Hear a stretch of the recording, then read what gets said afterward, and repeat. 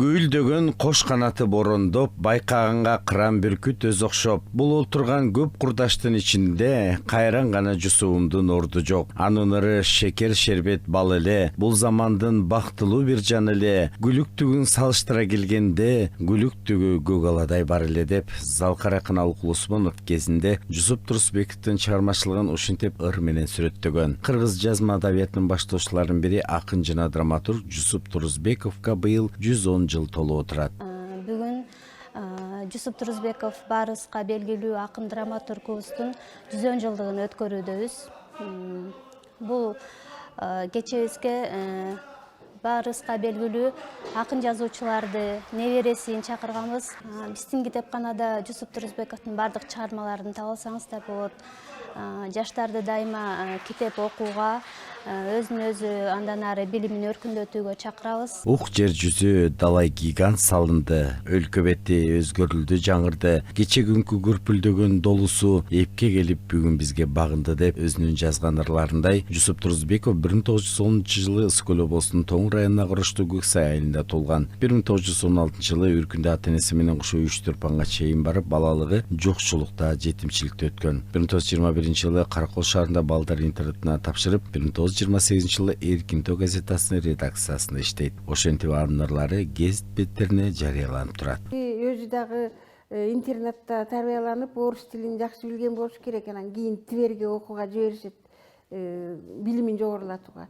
Анан Тверден келгенден кийин бул киши орустун улуу жазуучу акыны Александр Сергеевич Пушкиндин «Маленькие трагедии» деген чыгармалары бар да, драмалык чыгармалар. Ошондо Дон Жуан, Ташконок жана башка көп 4 пьесасын кыргыз тилине которгон. Бул кишинин котормочулук деңгээли ошол 40-жылга чейин эле абдан белгиленип, жазуучулардын арасында, кыргыз коомчулугунун арасында өзүнүн баркы баасы көтөрүлүп калган абройлуу акын экен. Анан бул ошол 30-жылдарда эми кыргыз өзү поэзияга жакын, бирок дастан айтылган лирика күчтүү өнүккөн, бирок жазма поэма жанры өнүгө элек болчу. Ошол поэма жанрына жаңы түр берип, поэма жанрынын жанрдык бөтөнчөлүгүн профессионалдуу деңгээлге жеткирген «Энеме» деген поэмасы бар.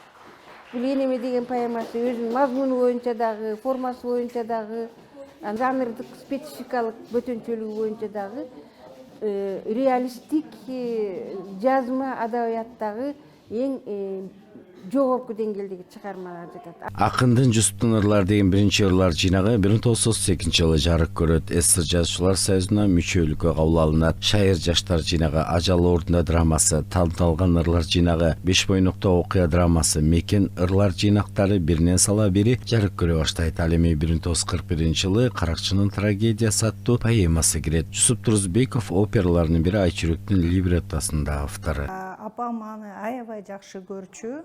Анткени ал согуш баштаганда апам 8-ге чыкты. Ал кызын аябай жакшы көрчү. Даже 1939 жылда Москвада белгилүү декада, кыргыз искусствосунун декадасына кызын алды.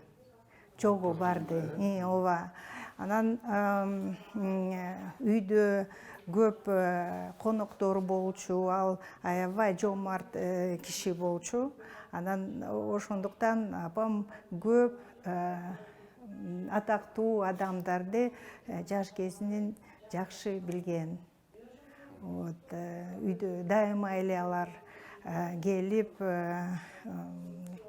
адабият жөнүндө жана искусство жөнүндө талкуулашты. Жусуп акындын өлү деп ал Токонбаев да баа берген. Жусуп Турузбековдун ажалы ордунда драмасы 1934-жылы коюлуп, 1939-жылы Москвада өткөн кыргыз искусствосунун биринчи декадасында көрүүчүлөр тарабынан жогору бааланган. Жусуп Турузбеков Ардак белгиси орденин ээси, Улуу Ата мекени согушка өз ыктыяры менен аттанып 43-жылы Калин областында кармашта курбан болгон. Акындын 100 жылдык эскерүү кечесинде залкар акындар, мектеп окуучулары жана китепкана жааматы катышты.